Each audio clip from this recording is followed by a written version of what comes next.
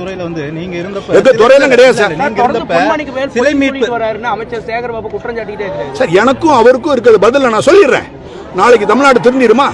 அவர் யாரோ, நானும் அழிய போறவன், அவரும் அழிய போறவர். பம்பரம் சுத்திக்கிட்டே இருக்கு, விஷயம் இருக்கிற வரைக்கும் ஓடு சுத்தி. இந்த மாதிரி தேவையற்றவர்களையும் விளைவற்ற ஆளுகளை எல்லாம் கோயில வச்சு பேசுறதே அதர்மமான செயல். அதை மறந்துருக்கு நீங்க. நெக்ஸ்ட், லோ ப்ரொஃபைல் ஆபீசரை இன்ட்ரெஸ்ட் இல்லாம செத்த பூனை சாவுக்கு ராக்கி முடியல அதுகளை கொண்டு போய் எங்க ஹெட்டா போடும்போது 2020 இருந்து 2020 ஒரு முக்கியமான வேலையை அவங்க பண்ணாம இருந்துகிட்டே இருக்கு. அது இப்ப என்னால சொல்ல முடியாது.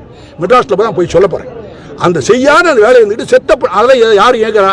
சீஃப் மினிஸ்டர் யாரோ ஒருத்தவங்க இருப்பாங்க, மினிஸ்டர் ஸ்டாலின் இருக்கிறாங்க. அவங்க தான் அவங்களை பிடிச்சி கேட்கணும். அவங்களுக்கு இதுல இன்ட்ரெஸ்ட் இல்லை, என்ன காரணம் அப்படிங்கிறது நீங்க தான் பார்க்கணும். அதாவது அவரால் கண்ட்ரோல் பண்ணக்கூடிய ஒரு டிபார்ட்மெண்ட் எத்தனை கோயில் இருக்குன்னு உங்களை நாங்கள் பிரஸ்ஸை கேட்டேன். சத்தியமா உங்களால் சொல்ல முடியாது. கேள்வி கேட்டு உங்களை துன்பப்படுத்துற நீங்க நினைக்காம, நீங்க பிரஸ் இல்லையா? கோயில் எத்தனை கோயில் உங்களுக்கு தெரிய வேணாமா? அப்ப தெரியணும்னா அந்த கோயில் எத்தனை கோயில் உங்களுக்கு சொல்ல வேணாமா? சொன்னா தானே உங்களுக்கு தெரியும். எல்லா ரைட் இன்ஃபர்மேஷன்ல கேட்க முடியும். அப்ப 38,658 கோயில் அவங்க கையில வச்சிருக்காங்க. எடுத்துட்டு நான் ஆட்சி செய்வேன். ஆனா ஒரு கோயில்ல கூட நான் வரமாட்டேன்னா உச்சக்கட்ட இம்மொராலிட்டி, அதர்மத்தினுடைய உச்சக்கட்டம். வரவே கூடாது. நீ வரவே வேண்டாம் எங்களுக்கு. You are we despise him. உங்களை நாங்க வெறுக்கிறோம். நீ வரவே வேண்டாம். யாரும் உள்ள வர வேண்டாம். ஆனா கோயிலை கண்ட்ரோல் பண்றீங்கல்ல, வராத ஒரு உதாரணத்துக்கு எல்லா கோயில்களையும் யார் உருவாக்குனா சேர சோழ பாண்டியர்களும் விஜயநகர பேரத்தில் உண்டாக்கி இருக்காங்க. அவங்க தான் அந்த கோயிலுக்கு சொத்தெல்லாம் கொடுத்துருக்காங்க. யாராவது ஒரு மாடல் போய் ஒரு பைசா சொத்தை கொடுத்துருப்பீங்களா? இல்ல. இன்னைக்கு இந்த மாசம், இன்னைக்கு 1ஆம் தேதியா, டிசம்பர் மாசம் எவ்வளவு பணம் எடுத்திருக்காங்க கோயில்ல இருந்து சொல்லுங்க சார். ஒரு மாசத்துக்கு டிசம்பர் மாசம் எவ்வளவு சார் பணம் எடுத்துருக்கோம்? கோச்சிக்கிடாம சொல்லுங்க சார். மறந்துட்டீங்க. இந்த அடிக்கிறார் யாரோ ஒருத்தர் பர்ஸ் கார்டு அடிக்கிறாரு. 28 கோடியே 49 லட்சம் ரூபாய் எடுத்துருக்கு. தெய்வ சத்தியம். கோயிலுக்கு ஏத்தாப்புல வச்சோம். எவ்வளவு? 28 கோடி. அநியாயம். நல்லா இருப்பீங்களா? இப்ப வார்த்தை வரும்ல, எவ்வளவு பெரிய வார்த்தை வருது, எவ்வளவு கண்ட்ரோல் பண்றேன் நான். கொடூரமா நல்லா இருப்பீங்களா? 1 கோடி அடியா? ஒரு கோட்டம் ஒரு நாளைக்கு 3 லட்சம் ரூபாய். 28 கோடியே 49 லட்சம் ரூபாய் யார்கிட்ட இருந்து எடுக்கிறீங்க? எங்க இருந்து எடுக்கிறீங்க? பொதுமக்களுக்கு தெரியலையே. பின்னாடி இருக்கிறவங்க தெரியல, இவருக்கு தெரியல, அவருக்கு தெரியல, ஒரு ஆளுக்கு தெரியல. டிவியை மட்டும் பாக்குறாங்க. இது கொண்டு போறதா உங்களுடைய கடமை. தயவு செய்து கொண்டு போங்க.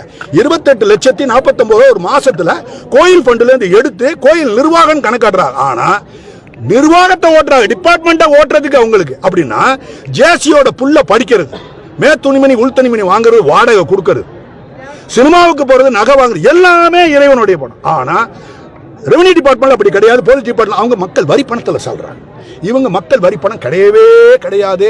இதை தயவு செய்து புரிஞ்சுக்கணும். பல இடங்கள்ல நான் லிப்ட்ல இறங்க போகும்போது டாக்டர்ஸ் 4 பேர் ஃபேமிலியை பார்க்குறேன். சார் உங்களுக்கு கேள்வி கேட்கிறேன், திருப்பி மக்கள் வரி பணம்ன்றாங்க. ஹைலி எஜுகேட்டட் பீப்புள், சீரியஸான பீப்புள், ரிட்டையர்ட் ஐஏஎஸ் ஆஃபீஸர் கேட்க அவங்க என்ன சொல்றாங்க? மக்கள் வரி பணம் தவறா செய்யறாங்க. அதை கொஞ்சம் மாத்துறது நீங்க தான் கொண்டு போய். கிடையாது, இந்த பணம் அவங்களுடைய பணம் இல்ல, கோயிலோட பணம். இன்னொரு சரி, உண்டியல் நாங்க உங்க உண்டியல்ல போறது சுண்டக்கா பணம். நீங்க போறதெல்லாம் கோடிக்கணக்கில். நான் சொல்றது அந்த எம்டி சொன்னாலே அந்த வாடகை எடுக்கிறது, வேக்கன் கேண்ட் 22,600 கிரவுண்ட் வேக்கன். அதுல வரக்கூடிய வாடகை கழிவு இருக்குல்ல, வராதுன்னு என்ன சொல்லி அரியற தமிழ்ல சொல்லுவாங்க. தமிழ்ல பாக்கி வாடகை பாக்கி இருக்குல்ல, லீஸ் பாக்கி. அதை இவங்க நிறைய நடவடிக்கை எடுத்துன்னு சொல்லி மிஸ்டர் ஸ்டாலின் கூட பயங்கரமா செஞ்சிருக்காரு, கதையெல்லாம் விட்டார் இல்லையா? அப்போ அதோட விலை 8 மாசத்துல அரியர் வந்தது மட்டும் 151 கோடி. அவங்க சொல்ற அவங்க கையெழுத்து போட்டுருக்காங்க. அப்ப எனக்கு தெரியாம இங்கிலீஷ்ல கையெழுத்து போட்டான்னு சொல்ல முடியுமா? மினிஸ்டர் சொல்ல முடியாது. இப்ப மொத்தம் எவ்வளவு ரூபா? 151 கோடி ரூபாய் போன மாசம் 8 மாசத்துல வருமானம். அரியர்ல, லேண்ட்ல, வேக்கன்ட் சைட்ல, அப்புறம் பில்டிங், அப்புறம் நில சொத்து 4,28,000, அதுல 135,000, 1,35,000 காணாம். சார் உள்ள எல்லாம் போட்டு இப்ப முன்னாடி மாதிரி நான் வேலை பார்த்தோம் உள்ள போட்டீங்கன்னா என்டையர் ஹெச்ஆர்என்ஸ் டிபார்ட்மெண்ட் மினிஸ்டர்ஸ் எல்லாத்தையும் தூக்கி உள்ள வச்சிருவேன். சரி சார், ஓகே, தேங்க்யூ. எனக்கு மட்டும் ஏதாவது ஆண்டவன் ஒரு எடுத்துக்க மாட்டேன், சத்தியமா எடுக்க மாட்டேன். உள் உணர்வுகளை சொல்றேன் நான். அவ்வளோ அட்டூழியங்கள் நடந்து எதை எடுத்தாலும் நாங்க தான் பண்றோம். நாங்க நீ ஒரு கூலிக்காரங்கிற முதல் சொல்லிட்டு சொல்லு. கூலிக்காரன் யாரு? கூலி ஆட்ட வாங்குறிய? இறைவன்ட்ட வாங்குறீங்க. ஈஸ்வரன் ஃபண்ட்ல கூலி வாங்குற ஆளு. எக்ஸப்ட் சீப்னருக்கு பப்ளிக் மணியில வருது 2,05,000 ரூபாய். பட் வேற மினிஸ்டர் அவங்கல இருந்து அவருடைய பிஏ 2 பிஏ சார் 2 கமிஷனர் உள்ள வச்சிருக்காங்க சார். ஒரு ஆளுக்கு 2 லட்சம் ரூபாய் சம்பளம். என்ன அநியாயம் சார்? வத்தனை இல்ல. அப்படிலாம் கூத்தடிக்காது. இந்த டிபார்ட்மெண்ட்ல அவங்க கேட்க ஆள் இல்லங்களால சர்வாதிகாரியா செயல்படுறாங்க.